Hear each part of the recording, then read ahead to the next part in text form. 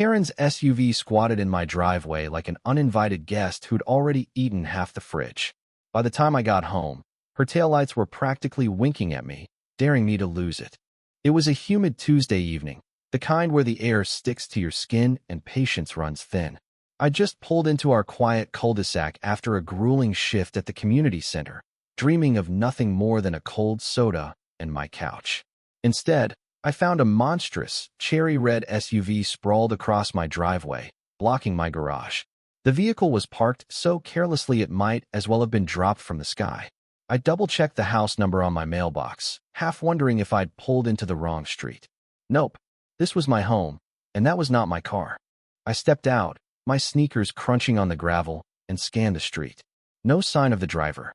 The SUV's tinted windows gave nothing away, but a gaudy live, laugh, love sticker on the rear windshield screamed trouble. I knocked on the driver's side window, politely at first. No response. I knocked harder. Still nothing. My wife, Lena, poked her head out the front door, her brow furrowed. "What's going on, Sam?" she called, stepping onto the porch in her yoga pants, her voice tinged with the same exhaustion I felt. "Someone's parked in our driveway," I said, gesturing at the automotive beast. "And they're not answering." Lena's eyes narrowed. She marched over, her ponytail swinging, and peered at the car. "There's a private property sign right there," she said, pointing to the metal plaque we'd installed last year after a neighbor's guest kept pulling the same stunt. "Who does this?" As if on cue, the SUV's door swung open, and out stepped Karen. I didn't know her name yet, but her aura screamed Karen, the kind of woman who'd demand to speak to the manager of a lemonade stand. She was in her mid-50s, heavy set, with a bleach-blonde bob that looked like it had a personal vendetta against gravity. Her floral blouse strained at the buttons, and her face was set in a permanent scowl, like she'd just smelled something offensive. She crossed her arms, her purse dangling like a weapon, and fixed us with a stare that could curdle milk. "Can I help you?" she snapped, as if we were the ones trespassing. I blinked, caught off guard by the sheer audacity. Yeah, you're parked in our driveway," I said, keeping my tone even. "We need you to move your car." Karen snorted, a sound so dismissive it could have been weaponized. "I'm visiting my friend Cheryl at 214. I'll only be here an hour. You can wait." Lena stepped forward, her voice calm but firm, like a teacher addressing a misbehaving kid. "This is private property. You're blocking our garage. Please move your car now." Karen's eyes flicked to the private property sign, then back to Lena. Her lips curled into a smirk. "Oh, honey, relax. It's not like you're using the driveway right now. I'm doing you a favor. Walking's good for you." She gestured vaguely at Lena's yoga pants, her tone dripping with condescension. I felt my jaw tighten. Lena's face flushed, but she held her ground. "Ma'am, you need to move your car, or we'll have it towed." Karen laughed, a sharp, grating sound that echoed off the houses. "Towed? Please. I know my rights. This is a public street." She waved a manicured hand at the cul-de-sac, as if she owned it. "Go ahead, call whoever you want. I'm not moving." I exchanged a glance with Lena. We'd dealt with entitled neighbors before, but this was next level. I pulled out my phone and dialed the towing company we'd used when a delivery truck got stuck last summer. Karen watched, her smirk never wavering, like she was daring us to follow through. "You're wasting your time," she called, leaning against her SUV. "Cheryl's husband's a lawyer. You'll regret this." The tow truck arrived in record time, its yellow lights flashing like a warning. The driver, a burly guy named Mike with a no-nonsense vibe, hopped out and assessed the situation. "This the car?" he asked, nodding at the SUV. "Yup," I said, pointing to the sign. "Private property, and she's refusing to move."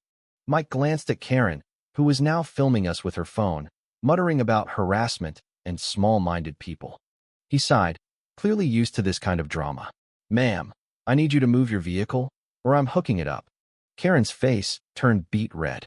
"You touch my car, and I'll sue you into next week," she shrieked, stomping toward Mike.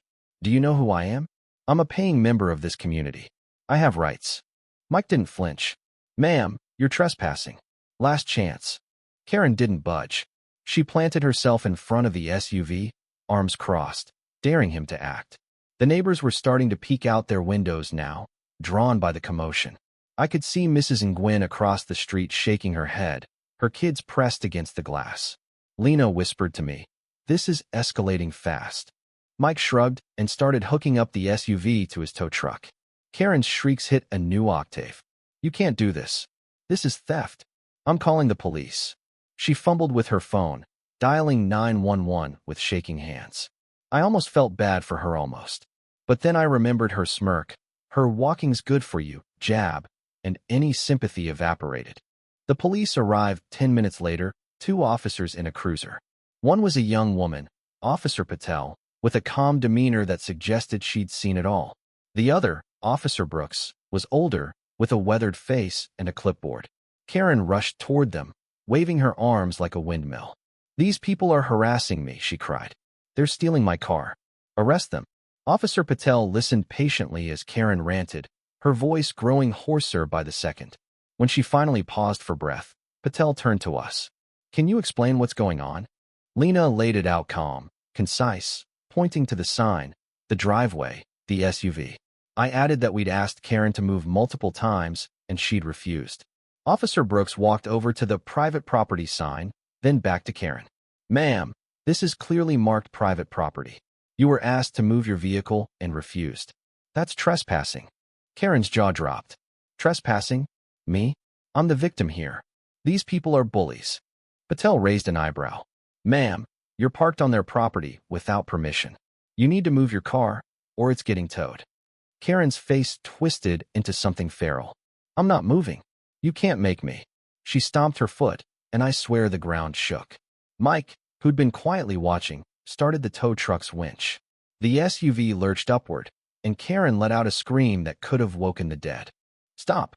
Stop it!" she yelled, lunging toward the truck. Officer Brooks stepped in, blocking her path. "Ma'am, calm down, or we'll have to restrain you." That was the moment Karen snapped. She shoved past Brooks, trying to climb onto the tow truck tow hat. Stop it with her bare hands? Brooks grabbed her arm, and before she could say "manager," she was in handcuffs, still screaming about her rights. The neighbors were fully out now, some filming, others whispering. Mrs. Nguyen's kids were giggling.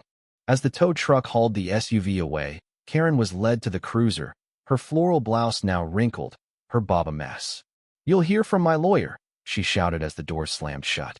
Officer Patel turned to us, her expression a mix of amusement and exasperation. "Sorry you had to deal with that. We'll handle it from here." Lena and I stood in our driveway, watching the cruiser disappear. The chalk title on the pavement "Karen parked in my driveway and refused to leave, got towed and arrested for trespassing" seemed almost poetic now, like a warning to future Karens. Mrs. Nguyen walked over, shaking her head. "Some people think they own the world," she said. "Good for you, standing your ground." Later, we learned Karen was charged with trespassing and disorderly conduct. Her SUV spent a week in the impound lot, racking up fees she'd no doubt complain about to anyone who'd listen. Cheryl, her supposed friend, claimed she barely knew her, just a casual acquaintance from a book club. The neighborhood group chat buzzed for days, with memes of Karen's meltdown making the rounds. As I sipped my soda that night, Lena curled up next to me on the couch.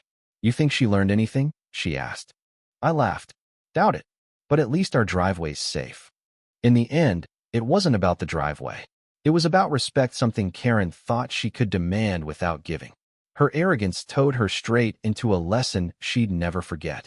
And for us, we'd earned a story to tell, one that proved sometimes, just sometimes, the universe delivers justice with a tow truck and a pair of handcuffs. The end.